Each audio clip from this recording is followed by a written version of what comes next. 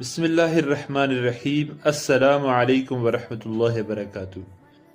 صحابہ کرام محمد رسول اللہ صلی اللہ علیہ وسلم سے جیسی محبت رکھتے تھے، جیسی محبت کرتے تھے، اللہ تعالی ہمیں بھی صحابہ کرام کے نقش قدم پر چلتے ہوئے اسی طرح کی محبت نصیب فرمائے۔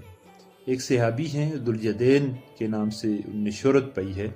اصل نام ہے ان کا خرباق بن عمر بن ساریہ السلمی رضی اللہ تعالی عنہ۔ تو یہ ذوالیدین کے نام سے مشہور ہوئے کیونکہ یہ ذوالیدین کا لفظ جو ہے ان کے لیے محمد رسول اللہ صلی اللہ علیہ وسلم نے بولا تھا۔ اس کی ایک وجہ تو یہ تھی کہ ان کے ہاتھ بہت لمبے تھے، اور دوسری وجہ یہ تھی کہ یہ سخی تھے، سخاوت کیا کرتے تھے۔ تو ان کی سخاوت اور ہاتھوں کے لمبے ہونے کی وجہ سے شاید رسول اللہ صلی اللہ علیہ وسلم نے ان کو ذوالیدین یعنی دو ہاتھوں والا کہا۔ واقعہ کچھ اس طرح ہوا کہ ایک مرتبہ رسول اللہ صلی اللہ علیہ وسلم عصر کی نماز پڑھا رہے تھے کہ آپ نے 2 رکعت نماز پڑھی اور سلام پھیر دیا۔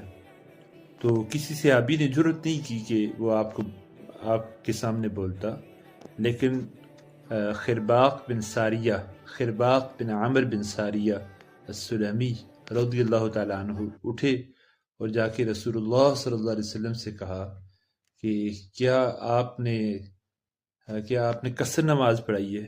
تو رسول اللہ صلی اللہ علیہ وسلم نے باقی صحابہ سے پوچھا کیا واقعی میں نے 4 کے بجائے 2 پڑھائی یعنی قصر پڑھائی ہے؟ تو باقی نے بھی تصدیق کی کہ ہاں آپ نے 2 رکعت پڑھائی ہے۔ اور پھر رسول اللہ صلی اللہ علیہ وسلم نے 4 رکعت مکمل کی۔